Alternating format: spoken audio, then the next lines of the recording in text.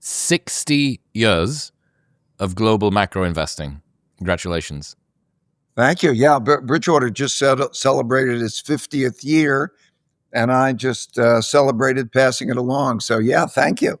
Yeah. Why, after all that time, why did you get interested in a changing world order and how countries go broke? Like, why does a global macro investor do that? Well, I'll tell you a story. When I was between college and Harvard Business School in 1971, I was clerking on the floor of the New York Stock Exchange. And on August 15th, 1971, President Nixon gets on the television and he says, you know, our promises to allow you to turn in those dollars for gold, well, we're not going to stick to them. That wasn't his wording exactly. But money as we knew it, which was gold, and the money was we now know it, which is fiat money, was like checks. He didn't. We weren't going to get our money. And so I walked on the floor of the New York Stock Exchange the next morning, clerking, and I figured the market would be down a lot. And it turned out it was up a lot. And I hadn't been through a devaluation before, so I studied history. And I found out that on March 15th, or I think it was March 3rd, 1933, Roosevelt did the exact same thing on the radio, and I studied it. And as a result of studying that, I understood the mechanics of that, why the devaluation had that kind of effect. And I studied the Great Depression because what I learned was that it may not have happened in my lifetime before, these important things, but I need to understand them. So I studied the Great Depression, and that allowed me to make a lot of money and do very well in anticipating the 2008 financial crisis, and then to also the European debt crisis from 2010 to 2015. So I knew that things may have happened before. So I then needed to study. So there are things that are going on now that happen in our lifetime before. And I figured that I needed to study that. What causes the rise and decline of a reserve currency, or what causes the rise and decline of a great power? And so I needed to study the last 500 years, because a rise and decline of a reserve currency or a great power takes arcs. There's the British power. Before that, there was the Dutch and so on. And I needed to study that. I studied that 500 years. And then I saw that the same things happen over and over again for the same reasons.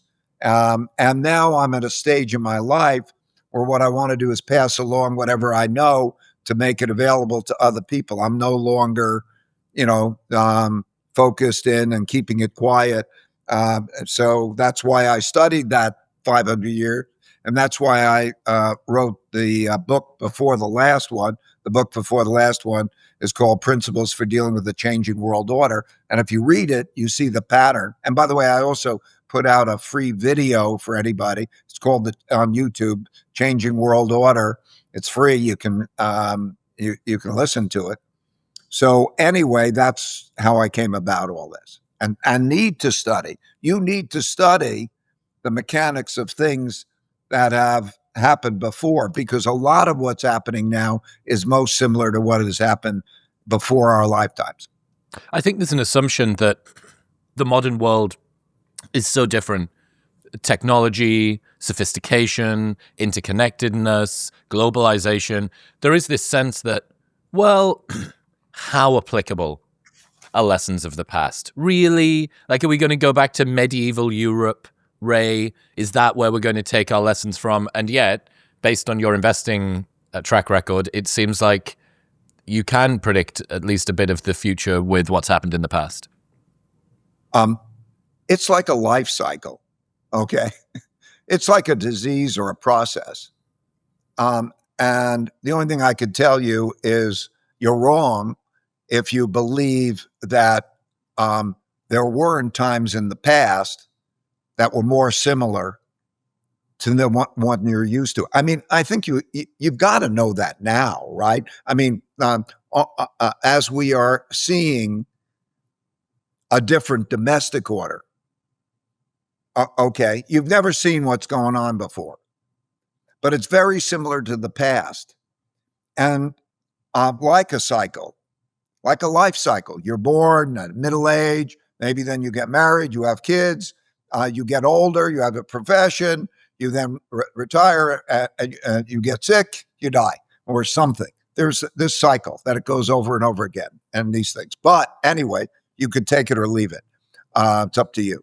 And so I can tell you, I never would have understood what happened in 2008. For example, 2008 was the first time that we had a debt crisis and interest rates hit zero since 1933. Okay. So what happens when you hit zero? The only way you would have seen what happens or what the sensible thing what to do was quantitative easing. It's the first time it happened. In response to that, the last time it happened was 1933. Okay, because what do you do when they get interest rates and they hit zero and you can't lower that? Okay, well, you could take what I'm leaving or saying. There are 5 major forces, and that repeat over and over again and interact. And if you like, I'll describe them. But also, you have to realize that all orders, all monetary orders, all political orders, and all geopolitical orders, in other words, systems, have broken down throughout history. So okay. They're breaking down in predictable ways, especially if you know what you're looking for. Right. Okay. But at least don't be ignorant, okay, about how do they break down? What happened? What happened today? Okay. Debt. Okay. Well, I can take you through the debt numbers. I'm sure we'll discuss the government debt numbers. But I mean, just in a nutshell, the U.S. government is spending $7 trillion a year. We're taking in $5 trillion a year. We're piling on the debt. That means you have to sell the debt. Somebody's got to buy the debt. There's a dynamic here in the mechanics. I described that in my recent books. I just want to pass along the mechanics. You could read it, you can take it or leave it as you like, but there's a mechanics here. And I think you got to understand the mechanics. And the last time it happened, we'll describe that mechanics in a bit. But yeah, so anyway, it's up to you. I'm passing it along. You do what you want with it. Yeah, okay. Let's go through these big forces that are at play. Okay, so 5 big forces. Just I'm giving a summary. There's a debt cycle. In certain times, you wipe out the debts. So, for example, the new monetary order with World War II began 1945. You pretty much wipe out the debts. You start again, and then debt rises relative to incomes. So there's a debt cycle that we'll get into, I'm sure, in a minute, that I won't digress into because I want to get all 5 out before we digress into any one of them. But when debt rises relative to your income, debt service payments rise relative to your income. It squeezes out your spending, and because you have more and more that go to debt service, and you have a particular dynamic we'll get into in a minute. But there's a debt cycle. There is with that debt cycle along the way, there's usually a political, political between the left and the right. And as that cycle progresses, there are greater wealth gaps, there are greater values gaps, and we start to see populism of the left and the right become almost a war-like situation that threatens order and threatens domestic order and so on. So what we're seeing politically now has not happened in our lifetime. It's surprising to people because they haven't seen it before, okay? But it has happened. If you look at the 30s and you look around the world, it's happened repeatedly for basically the same reason. So the first is the debt money economy cycle. The second is this political cycle, left-right cycle, and conflict cycle. The third is the geopolitical world order. Okay. So, for example, 1945, we have a war, and then you have to have a new system, how to countries deal with each other. So there's a geopolitical cycle. They begin a new geopolitical cycle. The dominant power leads how that operates. The U.S. was the dominant power, so they had the world's reserve currency. They are dominant, and we create the multilateral world order as we know it, the system by which countries interact with each other. And that's a cycle. And we could see that that system is now breaking down. It's certainly changing, okay, in ways that haven't happened in our lifetime, but happen repeatedly through history. Okay, so those three cycles, those three orders, which are intertwined with each other, are going through those cycles. In addition, if you look at history, droughts, floods, and pandemics, or acts of nature, were more disruptive. They're not necessarily cyclical, or maybe they are and I don't see it.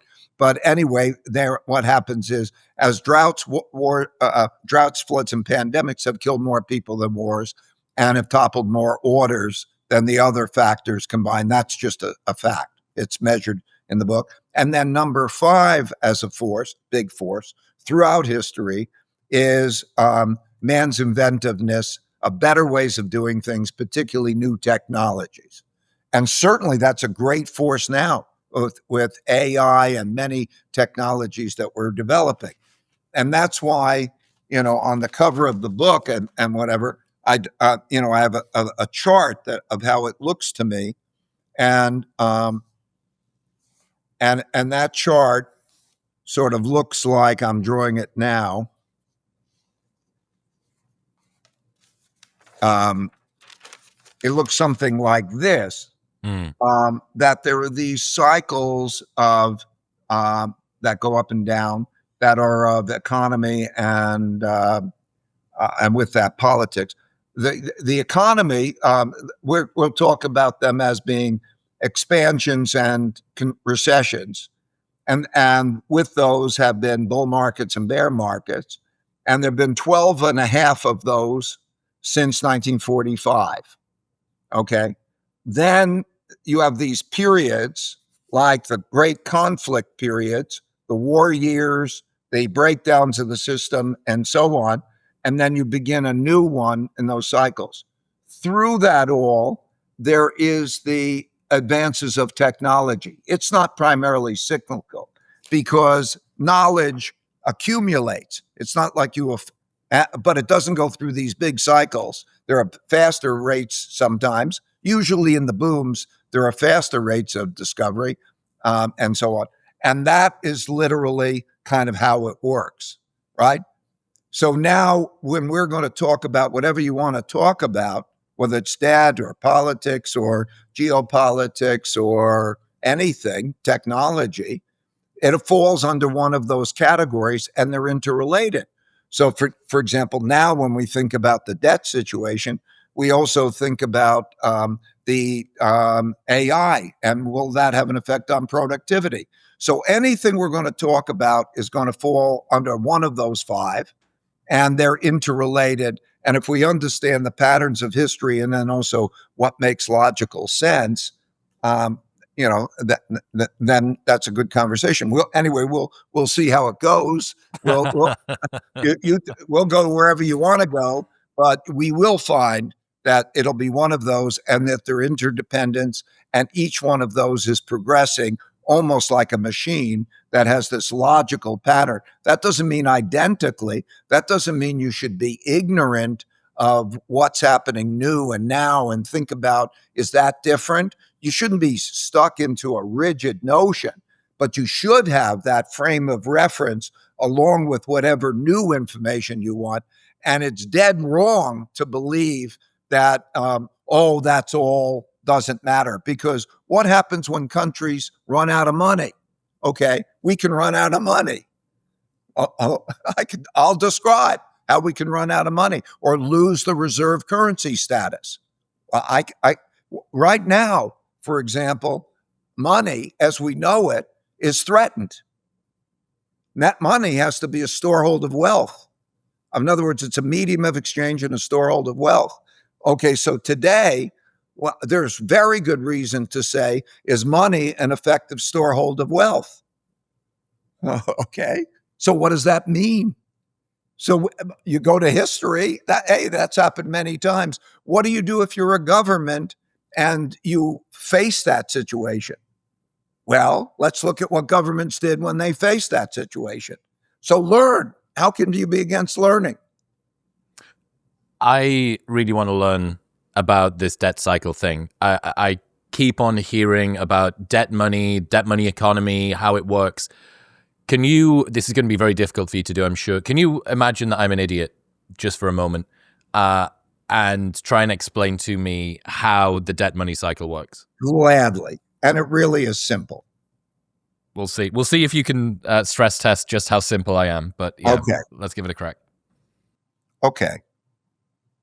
The system works like the circulatory system of your body that brings nutrients in the form of buying power by credit. It brings credit, and that credit produces debt. However, when it produces that debt, if you earn enough money because of that credit, it will pay back that credit and you will have a healthy system. If it doesn't, it will build up debt and debt service payments like plaque in the arteries of your system that will squeeze out other spending.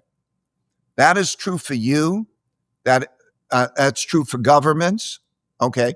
The only difference between your finances or a company's finances or the government's finances is the government has the ability to print money to pay off those debts, and it has the ability to take money from others by taxes. But the economics work the same.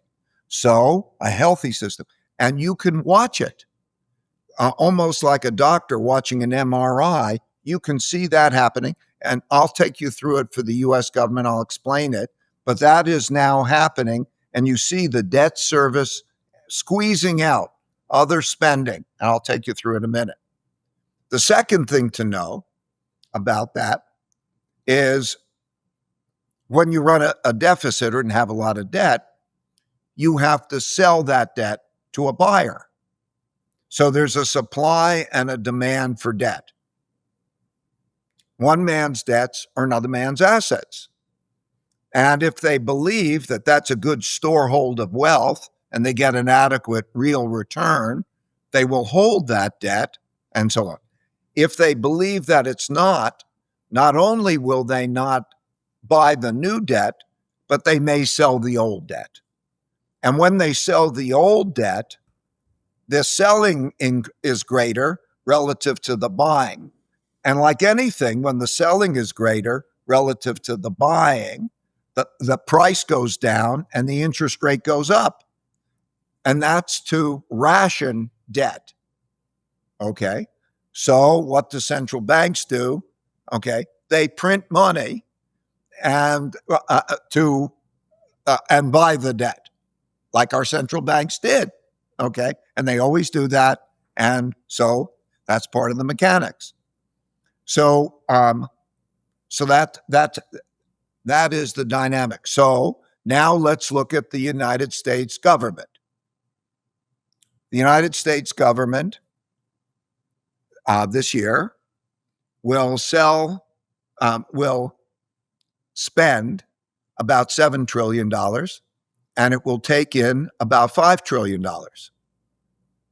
Okay, so it's spending 40% more than it is taking in.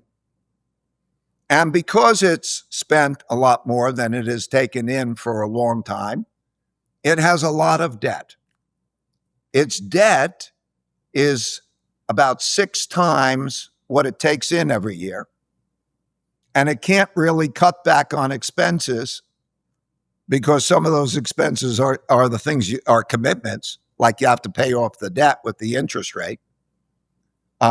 And the debt rollover, the debt service is huge.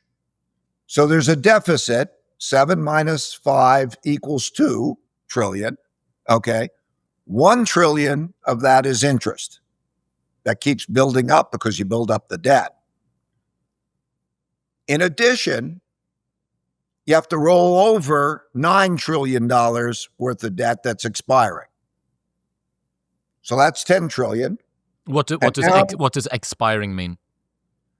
It's rolling off. It's maturing.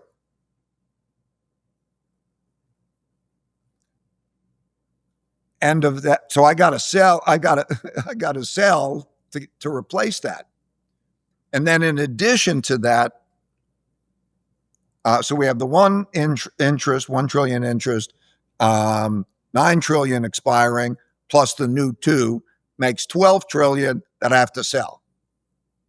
Okay. The buyers have a lot of these debt assets and are not, for various reasons, not eager to buy that debt. International buyers don't want to buy that debt because, look, who are the biggest international buyers? Chinese and Japanese, for example. Okay, we're at the brink of war, the geopolitical situation. And anyway, they've got too much and everybody's worried about it. Okay, so now, I'm going to pause here. I could go on at length, but you asked me to describe the situation clearly in a way that could be understood. Does that help you?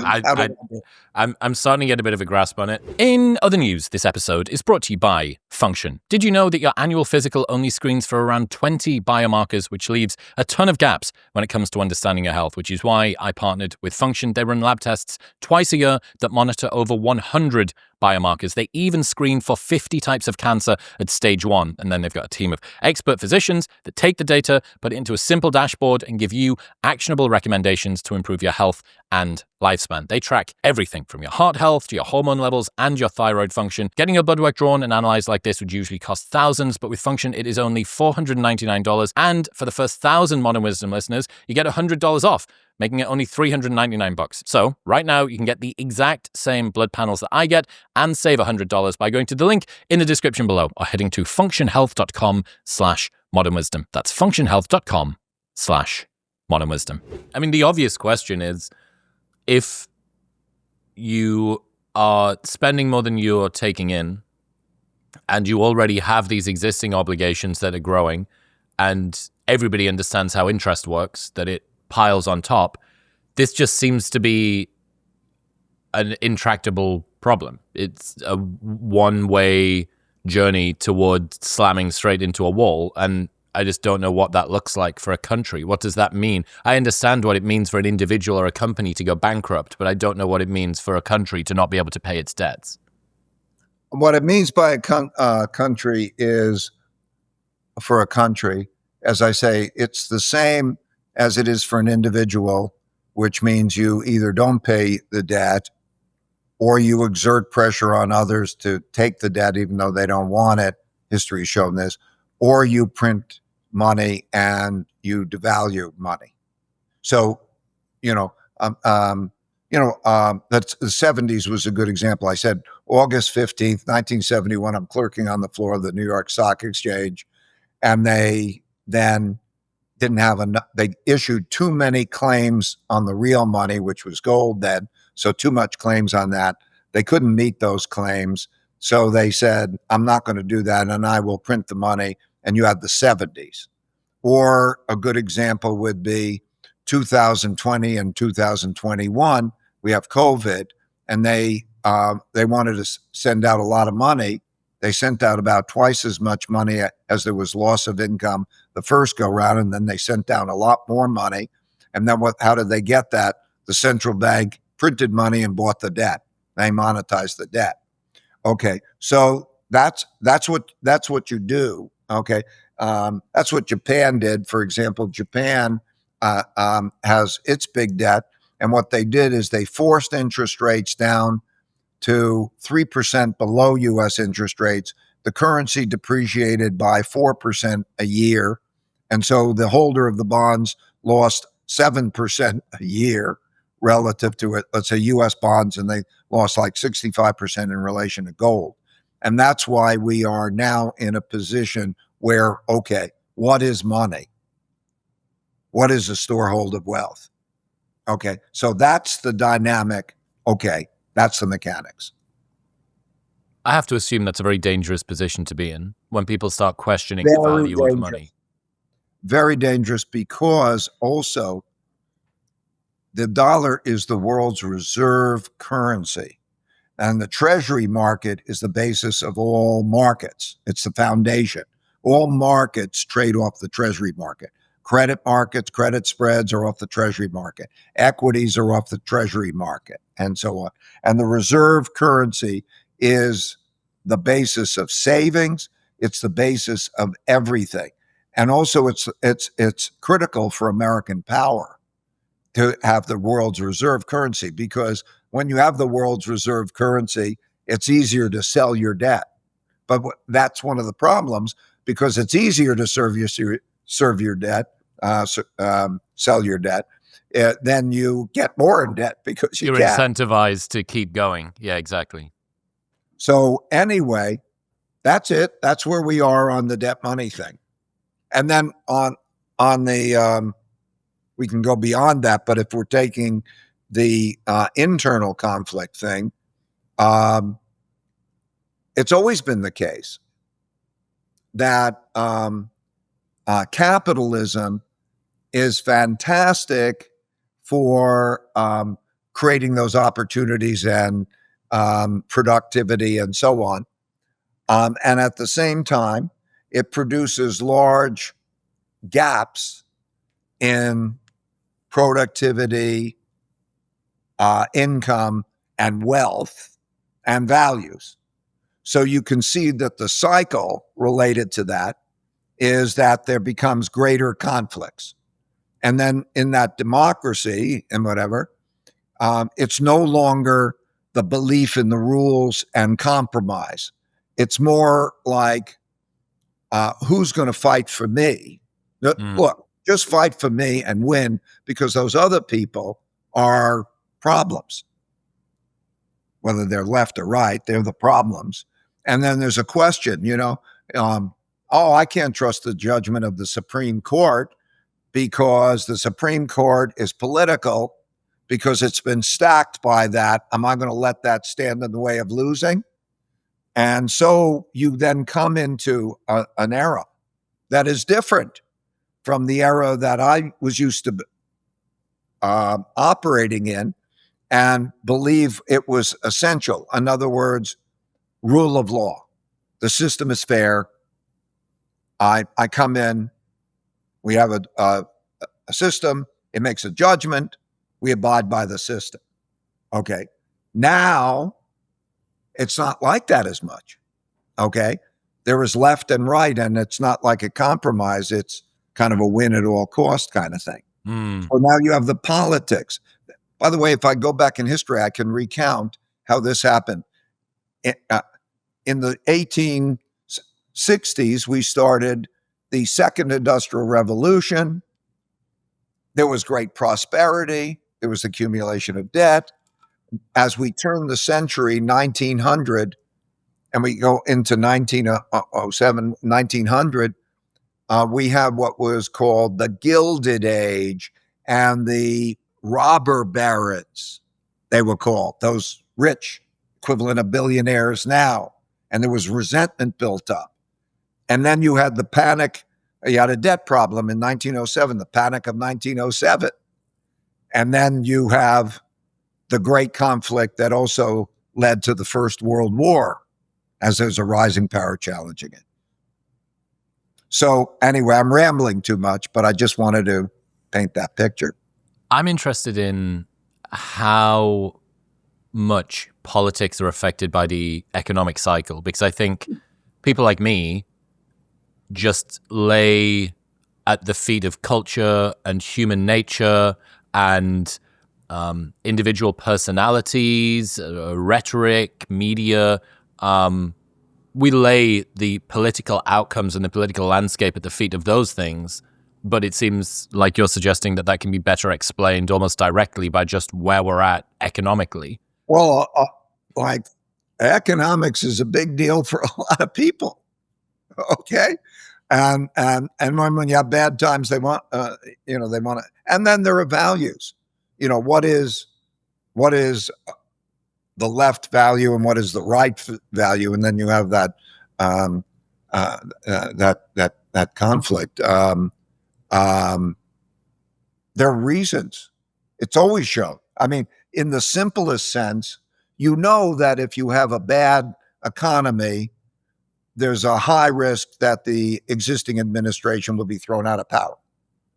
I mean, we've seen that by comparison to big problems, we see that all the time. We know that the political cycle and the economic cycle are tied. Always, right? It's a good indicator. If the economy stinks and you're going into election, it's a good indicator that they'll be thrown out of power. I mean, not perfect, but it is. Okay. Now get bad. Get real bad. Okay. And think about the differences. Now,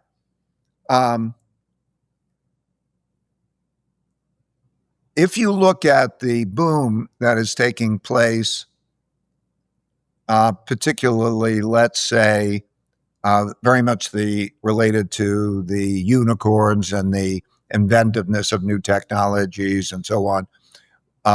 Roughly 3 million people, which is 1% of the population, are working at those places, and they're having a boom. Unicorns, there's a boom going on. It's fantastic. If you're in that neighborhood, it's fantastic.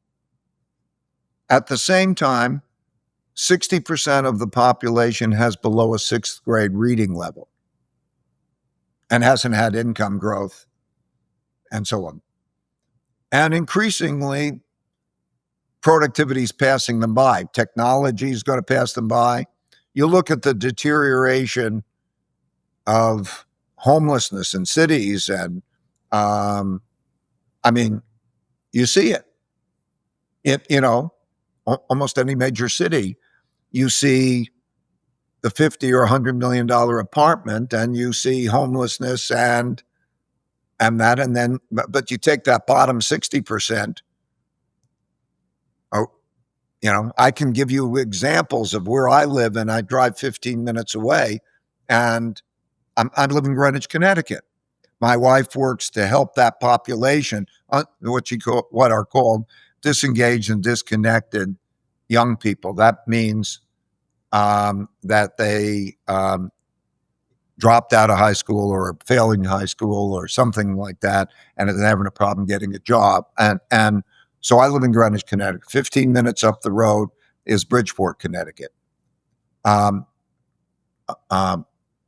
Connecticut, which is the second highest per capita income state in the country, 22% of the high school students have either dropped out of high school or are failing with grade failing with absentee rates of greater than 25%. So 22% have either dropped out of high school or are failing high school with absentee rates of greater than 25%.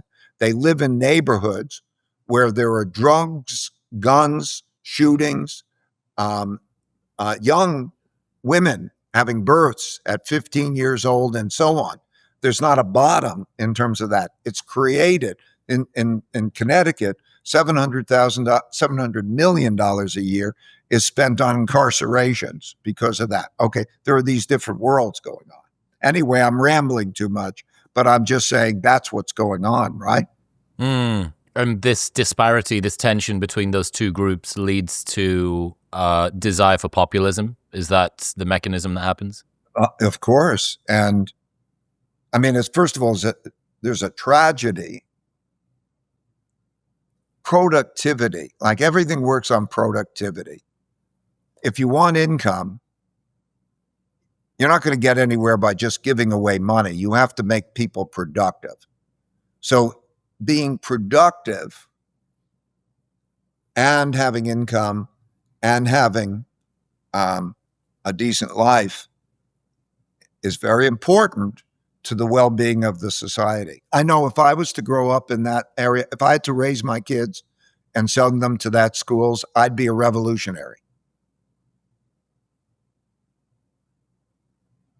With the systems, I doubt that you or anyone on this call practically would say, I would put my kids in that environment in those school systems. If it feels like the system is uncertain. How do you solve I'm not saying there's an easy way to solve this problem, but there's two worlds. And that's the bottom of the population. But it's like a disease that when you walk through our cities, you see.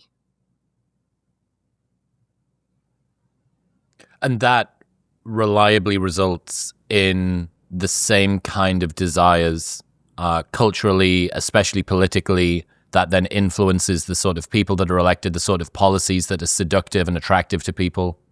Of course. I mean, you look around you and see what you see. What is going on with the mayor race in New York City? Yeah, it makes complete sense. What's interesting about that one is the people that are in support. It's very much sort of a luxury beliefs situation where it's very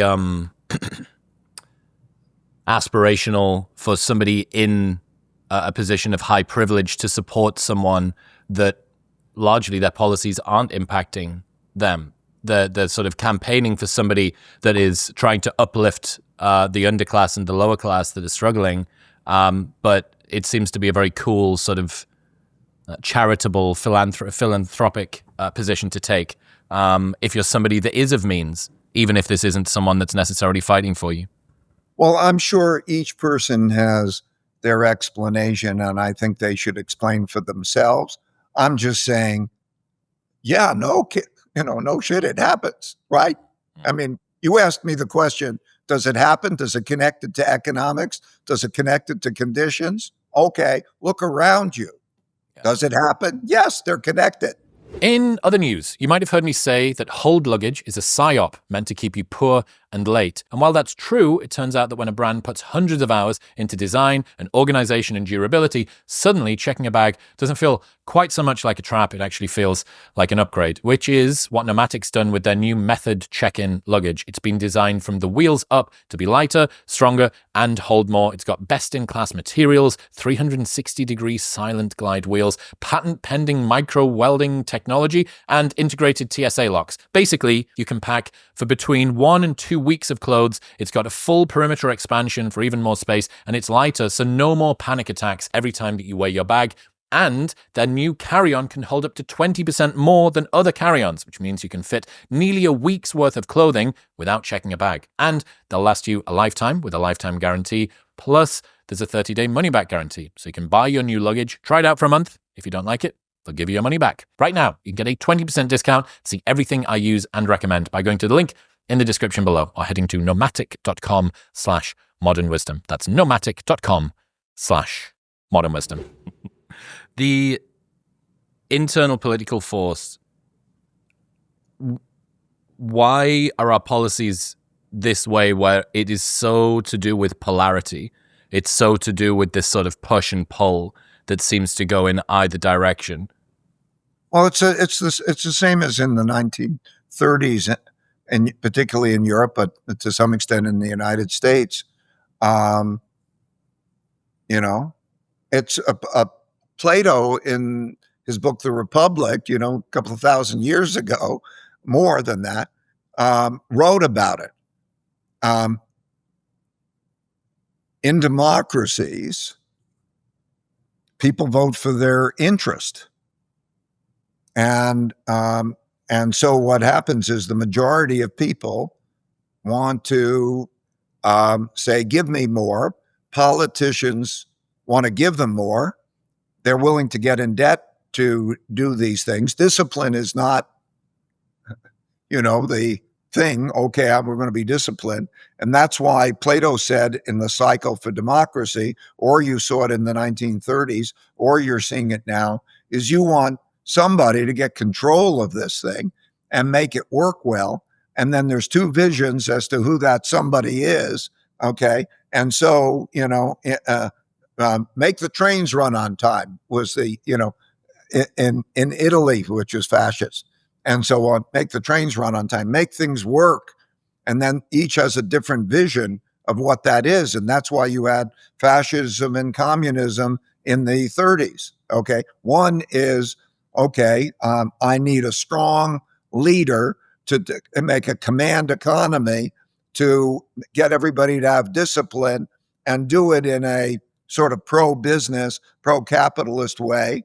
Or I needed to redistribute the opportunities and so on and do it in a communist way. And therefore, you had the fights. Yeah, it's. I'm surprised. Like, shouldn't all this be obvious? I mean, am I saying anything? I don't know why. Like, I don't know why you're having me on the interview and why everybody doesn't. Am I saying something we can't see? You know what? Why we don't see it? Because we're only looking at this much. You turn on the news, and there's today's news, and there's not a seeing the cycle. Okay, it's like the frog in the boiling water idea. You take a frog, you throw him in boiling water, he jumps out. Put him into a pot and have it slowly increase, and he'll sit there and boil to death. It's just one increment at a time that is taking place, and here we are. Okay, but draw the lines. In that book, The Changing World Order, that I did, I go have 500 years of history. You can see the lines, education levels, production. You could, all these things, you can see them. They're in the lines. Look at them. Am I saying anything that should be controversial? It's there. You're right. Without the benefit of perspective, it's very difficult to work out what's going on in a broader context. And if you're only ever looking at a narrow window, you don't get to detect patterns, because patterns are, by design, they need big windows for you to be able to get through. That's right. That is the main reason. That what happens is these cycles take about a lifetime. So these things only come across once in a lifetime. So it's like new. That's the lesson I learned when I was clerking on the floor of the exchange, that in order to understand what was happening, I needed to understand what happened in 1933. Okay. So anyway, for those who are interested, The Changing World Order is explained in my book, Principles for Dealing with the Changing World Order. Or you don't even have to buy the book. You can go online for a free video, because I'm not trying to sell books. I'm trying to pass along some knowledge. And you can see that video. In fact, I give a 4-minute clip from it, or there's about a 30, 35-minute more complete automatic video, free. You go on, take a look at it, see what you see, and then measure up what's happening against what that pattern is. Because it's like a disease. It goes through stages, and if you understand what the stages are, you can look at that and say, is it tracking that? Do you think we're post-democracy yet? Can anyone really trust the system? Is there breakdowns in belief in politics overall? Is that part of the cycle? I think I should say, I believe strongly that we are on the brink of that. Okay, that it could go either way. But that there's more risk. Imagine the next economic downturn. And I mean, are we not going to have any more economic downturns? I mean, on average, they've lasted 6.5 years. They vary maybe by 4 years. So I can't tell you, but you're probably going to have a downturn. When you have a downturn, you're going to have people more at each other's throats. I mean, I think there's going to be more conflict, and people are going to get heated up about it. And we're losing the middle. Okay, we're losing the middle in media. We're losing the middle in, everybody's on a campaign. And compromise, how does compromise go? And I'm in Washington. And by the way, my more recent book, which explains how the debt cycle works, which I gave you in a nutshell, before. But anyway, my most recent book, I've been drawn down to Washington, and I meet with top levels of both sides of the parties, and they both agree on both sides. All agrees on the mechanics. Okay, is this the mechanics? Does it work? Is that picture there? Everybody agrees. I mean, literally almost everybody agrees with that, both sides. And I say, well, if I was in your shoes, here's what I would do. And I could explain what I would do. And it doesn't get rid of the debt, but what you have to do is you have to take a little bit from everything. You have to take a little bit from taxes. You have to take a little bit from spending. And it isn't easy, but you can reduce the budget deficit from 7% of GDP to about 3% of GDP. And if you do that with everybody giving something, a little bit, you can achieve that. And if you do that, then the supply demand for bonds improves and interest rates come down, and that helps. But if you don't do it now, you're going to have the next big increase in debt. And, when you get debt compounding on itself, you're beyond hope. And that's where we are. And then I say, so I call that process the 3% three-part solution. And I would just say, take the three-part, take that pledge. But it's like being on a boat headed to rocks.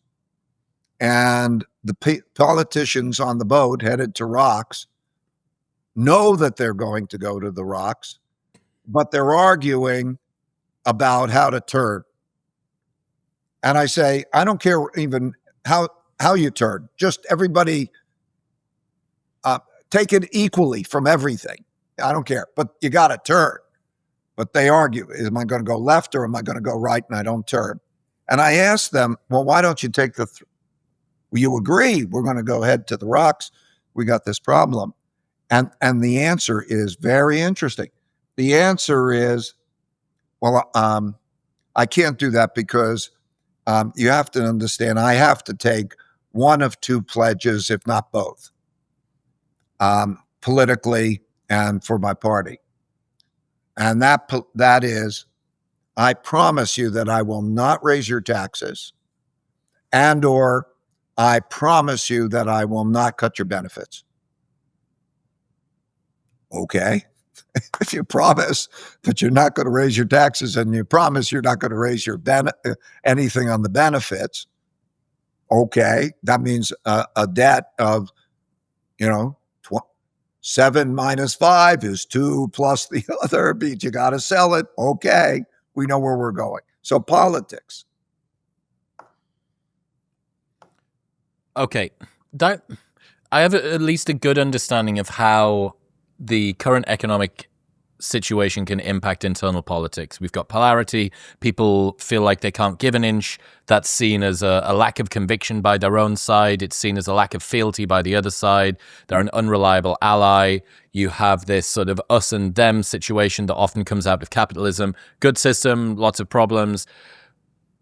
That kind of makes sense. When it comes to the external geopolitical order, I do not understand what the sort of fundamentals of how that system works are. Okay.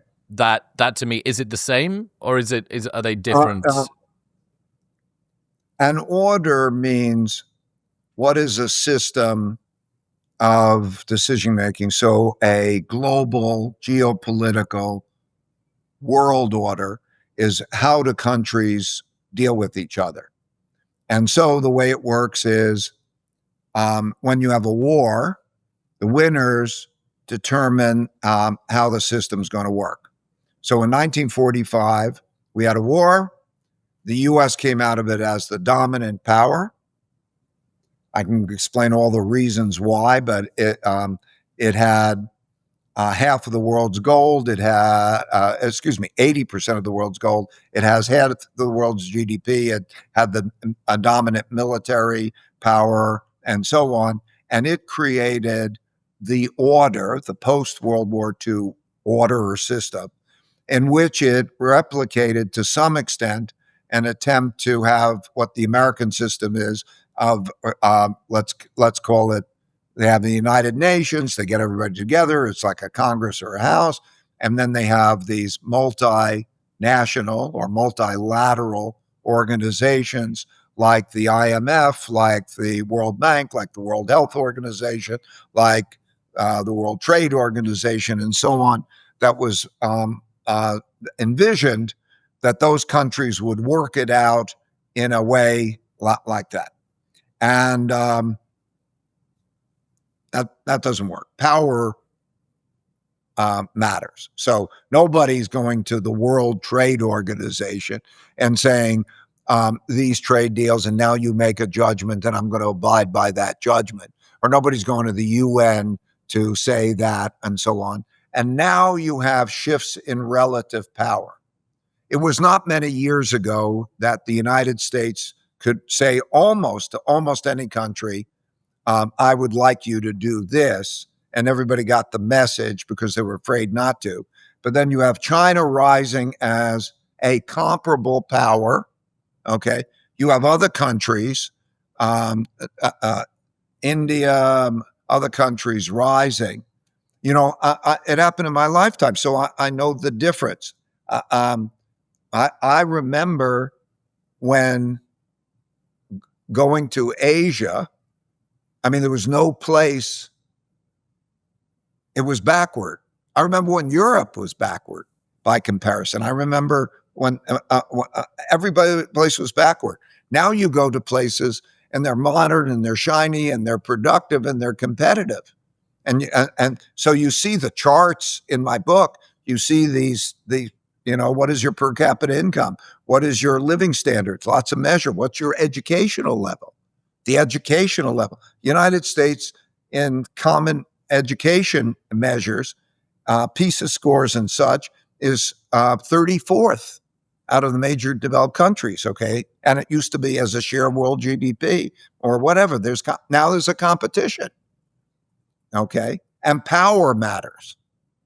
It's not like you go to the judge or the world court and you solve it in the world court, okay? So that's how these cycles work, and that's where we are in the cycle.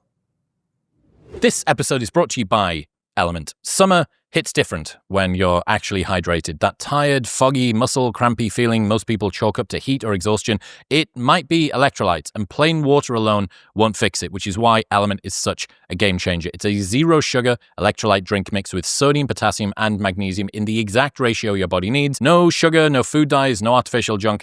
And this summer they've dropped something new, lemonade salt. It's like a lemon popsicle grew up, got its life together, and started supporting your adrenal system and your hydration. And best of all, there's a no questions asked refund policy. So you can buy it, try it for as long as you want, and if you don't like it, they'll give you your money back and you don't even need to return the box. That's how confident they are that you'll love it. Plus, they offer free shipping in the US. Right now, you can get a free sample pack of all 8 flavors with your first box by going to the link in the description below or heading to drinklmnt.com/modernwisdom. That's drinklmnt.com/modernwisdom.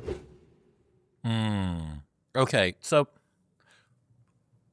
I'm interested in how China's ascendancy, what we're seeing at the moment, how that relates to sort of the first 2 orders at the moment, how much that is born out of that, how much that is influenced by the first 2 that we've seen. Because you mentioned it earlier on, it seems to be the primary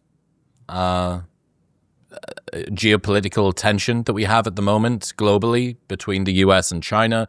Are there any comparable situations from history like this? Yes, and let me just explain it.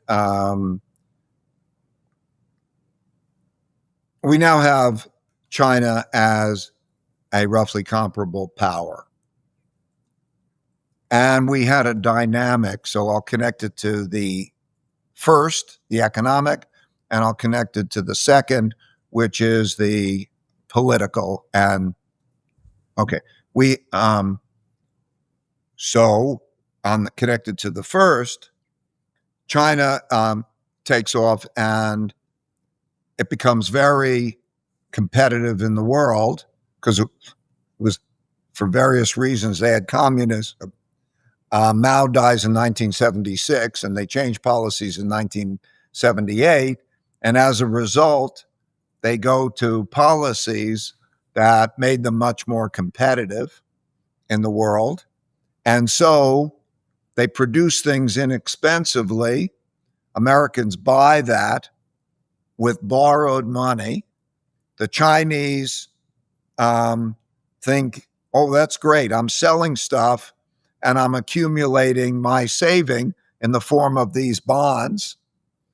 And the Americans think, okay, that's great. I'm buying this good, expensive stuff. And I feel that that's good, but I'm also getting deeper in debt. And they don't pay too much attention to that. And then also, you lose the middle class because we used to be manufacturing. In other words, the manufacturer, people worked on an assembly line. They had a house, 2 cars, and a boat. And there was manufacturing in there, and a combination of international competitiveness, particularly China, but also technology has wiped that out. We're not manufacturing. So we get deeper into debt. And then, and we lose the manufacturing. We produce our polarity. And we're coming closer to a war, a conflict, and therefore we cannot have dependencies. Okay, we can't have this dynamic of which we keep buying their stuff on borrowed money because the others don't want to lend to us, and you can't keep not producing because you're losing the middle class who's angry at you and wants to make changes. And also, if you keep needing to buy the stuff from the Chinese or others out there and you get into a conflict, you may not get stuff that you need. So all of that has to come to an end, has to at least be significantly reduced or okay. And that's where we are. So they're interdependent, right? What about the role of active nature? You know, I can't work out whether, given how finely tuned our world is, acts of nature matter more or less now, because you'd think that we might be more robust because we've got air conditioning and buildings and technology to protect us. But on the flip side, we're so finely tuned that a single stuck ship in the Suez Canal can cause a global supply chain issue that reverberates for months and months and time after. So I'm trying to work out, how much do acts of nature matter now in the modern world? I don't claim to be an expert on that, but I will tell you what I think objective studies do mean.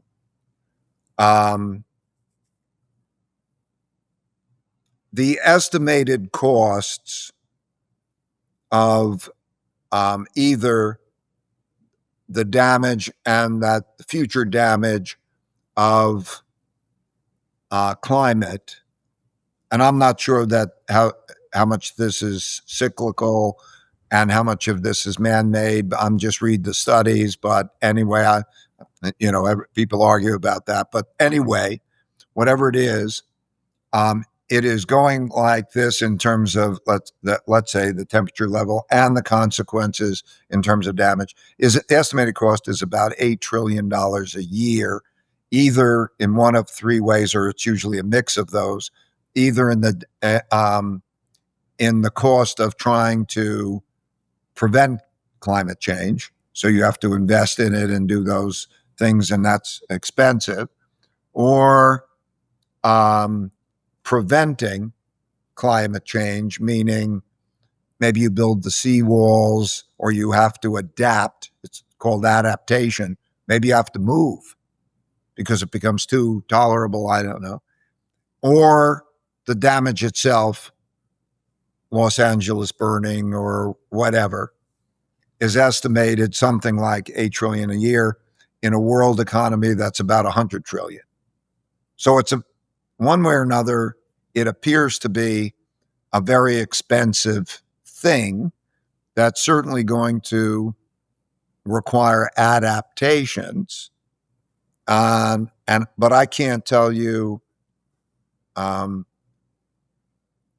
it's going to get worse. The first four of these are going to get worse, probably. Okay. The debt situation, as we get deeper into debt and these things happen, is probably going to get worse. I mean, you just did the projections. The internal order and disorder, particularly if there's more disruption, but anyway, it's not like we're going to probably quickly go back to harmony. I think if there was something we need a strong middle. I can get into that in a minute, but I think you need a strong middle to stop the fighting between it and to do the difficult things that need to be done in order to deal with our challenges. But anyway, the political is probably not good. The geopolitical is certainly risky, and it is the case that the acts of nature are probably going to get worse, and they're related to each other. And by the way, because I'm a practical guy, I don't approach it either as an optimist or a pessimist. I have to just be as accurate as I possibly can to bet well. And then there's technology, and technology is a two-edged sword. It'll probably raise productivity a huge amount, but it can be used for wars as well as improvements. And it certainly is going to be disruptive to employment. And how are we going to deal with that? I mean, in other words, okay, you still have the question of how you divide the pie. And, there's probably going to be a lot of fighting over that question. What's your perspective on the impact that AI is going to have over the next few years? I think there's the creation of AI, and it's going to be amazing, and it provides enormous benefits. It's really unique. I think it's the best technology ever, different technologies, because it's thinking that applies to everything. So if you find better thinking applying to medicine and everything, building buildings, doing anything, it has that broad application, and it's going to be a major. Now, I don't think the actual applications to create the differences are going to happen as fast as they are, as the potential for them to happen is. In other words, I think the developments will happen, but the issue of using it well, incorporating it into our lives, incorporating it into the companies, and so on, so that it is producing its benefits, I think is going to be a lot slower than ideally it could be. And as I say, it could be used for wars. And also, it certainly will create great disruptions. I don't know that we'll be able to handle those disruptions, how we do it. And I think it's very difficult to even know the applications, implications and applications of the new technology. It's like when the digital age came and we have internet and computerization. Now people will say you have a higher suicide rate and mental illness for kids who are on phones. Mm-hmm. Now, I would have thought that that would have been a fantastic equalizer of education. All around the world, you can be educated on this. And I can't tell you one way or another, other than I'm not smart enough to tell the implications of these things It's a great productivity tool. This is a great productivity tool. Okay, what has been its implications? Okay, it's many ways beneficial, many ways people would say detrimental. I think the most important thing over time is how people deal with each other. In other words, can we solve our problems together? It's karma, or if you don't do it together, you're going to be at each other's throats, and you won't solve the problems. You said, but if you figure, okay, how do we get to the common good of whatever it is? How do we commonly deal with the debt problem or any of these things? How do we not fight? How do we solve problems well together? I think so it's a human nature question. It's not a technology question. You said you're not sure how well we'll be able to handle the disruption of AI coming in. What does that mean? What does not handling the disruption of AI, what does doing that badly or not handling it well, what does that mean? It will have implications for employment. It'll radically enable, and just as it's doing now, radically enable and enrich many people. And it will replace many people. And it will be used for productivity and discovering of medical treatments and the like. And it will be used for wars. So it's certainly going to be very disruptive in beneficial and detrimental ways. And just like all technologies over a period of time, but this one more so, how it's used and how the implications of it are dealt with will be of paramount importance. Before we continue, if your workouts feel flat, your recovery slow, or you've just been feeling off, it might not be your training plan or your diet. It might be something a bit more boring, like zinc. And while supplements like Tonkat Ali can help, zinc quietly plays a huge role in testosterone production, strength, recovery, and energy, and most people are chronically low on it, which is why I'm such a huge fan of Momentus's zinc. It supports testosterone, boosts vitality, and helps keep everything running like it should. Best of all, it's NSF certified for sport, which means it's been independently tested and approved for purity, safety, and zero shady ingredients. So even Olympic athletes can use it, and you too. And if you're still unsure, Momentus offers a 30-day money-back guarantee, so you can buy it and try it for 29 days. If you don't love it, they'll just give you your money back. Plus, they ship internationally. Right now, you can get 35% off your first subscription and that 30-day money-back guarantee by going to the link in the description below or heading to livemomentus.com/modernwisdom using the code modernwisdom at checkout. That's livemomentous.com/modernwisdom and modernwisdom at checkout. I'm interested in the sort of haves and have-nots dynamic that you identified earlier on, how that is played into economically. It influences what happens in terms of internal politics, increases polarization, increases tension, increases the desire for sort of populism. I have to assume that if AI comes in, that is, you already mentioned, is whatever 1% of the population are working at a bunch of companies, and of that 1%, some will be in companies that are in AI that are maybe going to have an even more vertical hockey stick over the next decade or so. Surely that's just going to allow gains to accrue to an even smaller group of people. It's going to displace more people from work. I think maybe Microsoft just released a huge 40-page white paper looking at the jobs that are most likely to be displaced and the ones that are least likely to be displaced.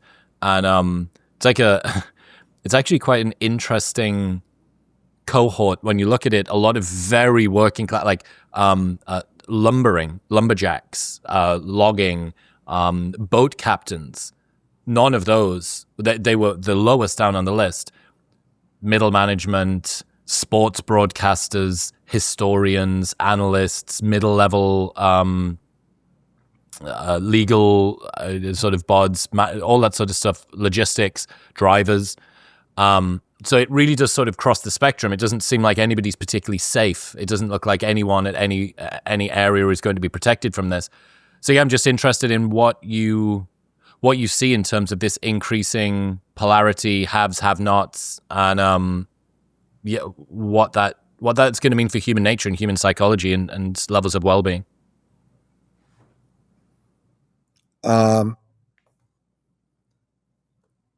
By studying history and studying human nature, I really do. I'll touch on that in a minute.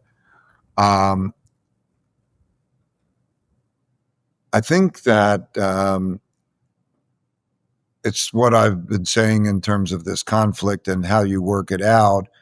And then there's also, I think people have some need to be productive, and I think the society needs for people to be productive. Maybe it's theoretically possible that you can just receive your check, but you still have to have somebody determining, do you get a check and what do you do with it? And you mean like a UBI type scenario? All I know is that it's going to be very disruptive. And the question is, how are we going to deal with it? Will we deal with it wisely in a way that most people agree and don't get angry over? And,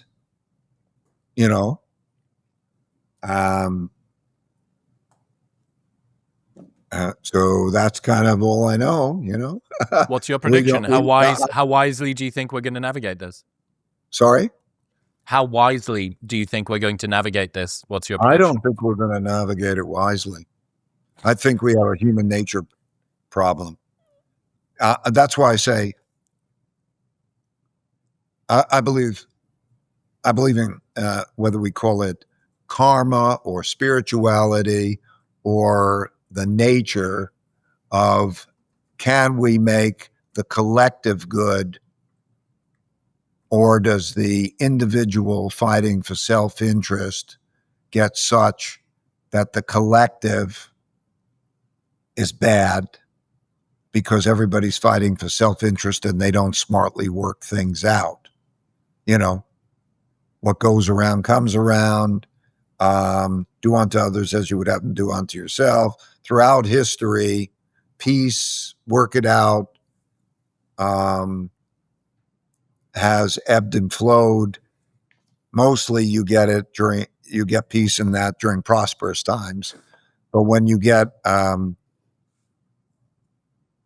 lack of prosperity or whatever, you have the sort of horrendous brutality and wars, that we see in varying places now. What's more dangerous, these cycles or kinetic wars themselves? I'm not sure. I think the cycles are just a description of cause-effect relationships. And the actions in their worst part, which is, that part of the cycle where you're getting rid of the debts and you're fighting for who has power and all of that.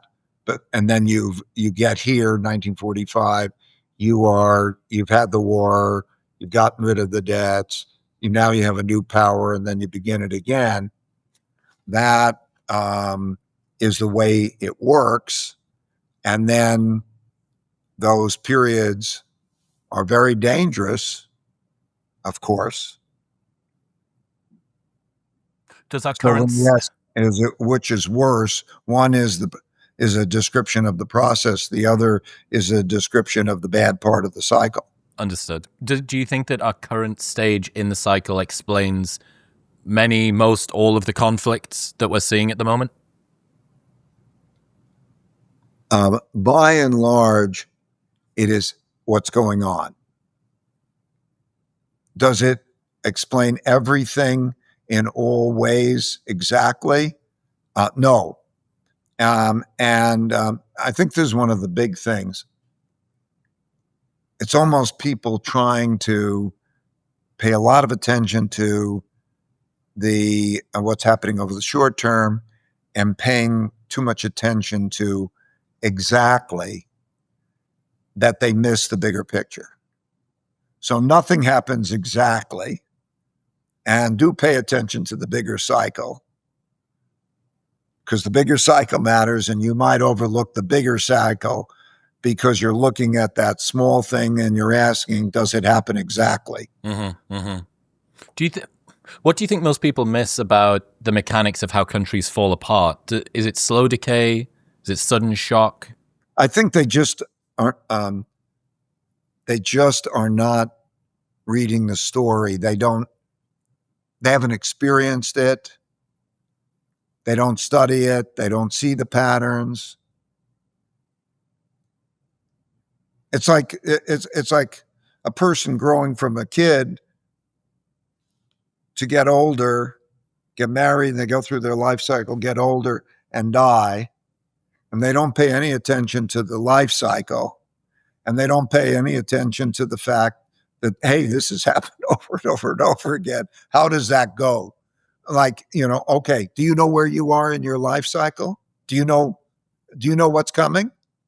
Okay. Do you know where you are in your life cycle? Are you putting it, or are you just paying attention? You get up, you deal with your job, your kids, your circumstances, and so on. But you haven't stepped back and say, okay, I'm here in my life cycle, and I'm okay. But that life cycle's happened over and over.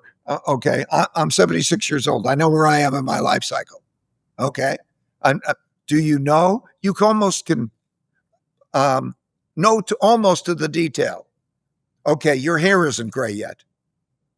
Okay, you maybe haven't gotten reading glasses yet. Okay, there are markers. Do you pay attention to that? Okay, and your life cycle and the next generation and so on. Most people don't pay too much attention. Do you know how the life cycle goes? Do you know that, it's a fact in terms of the life cycle. Happiness tracks the life cycle.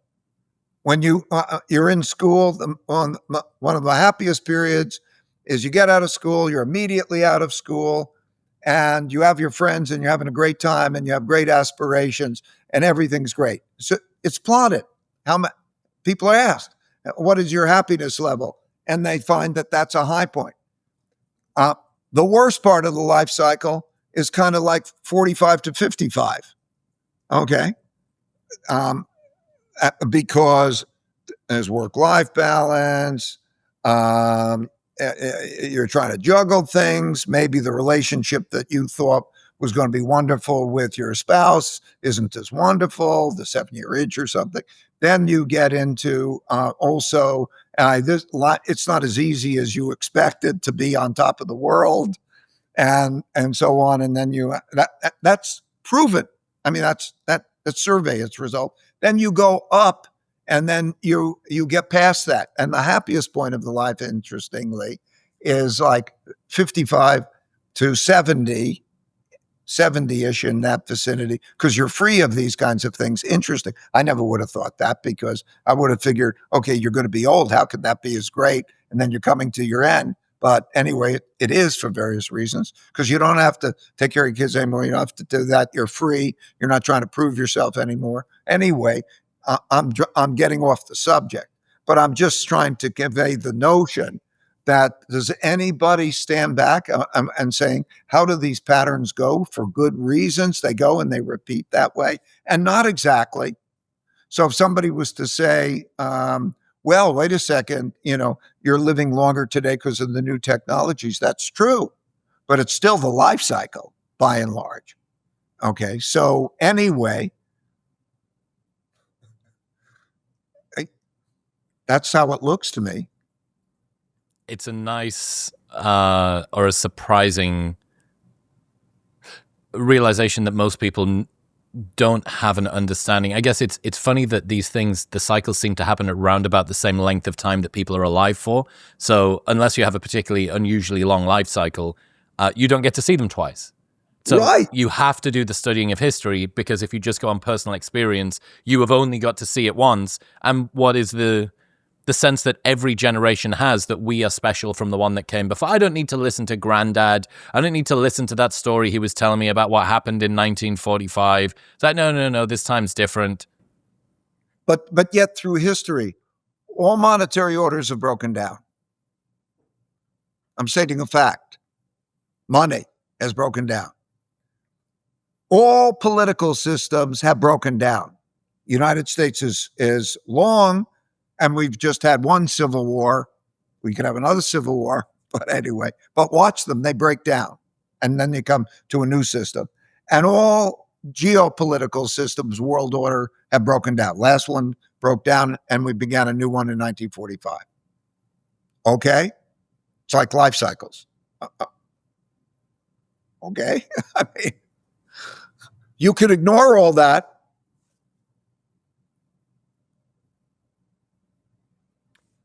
What do you think that you're right about but might be early on? Have you got an intuition about something that as yet you can't necessarily prove, but you think, I reliably, this is a direction I think I'm going in? The timing, the exact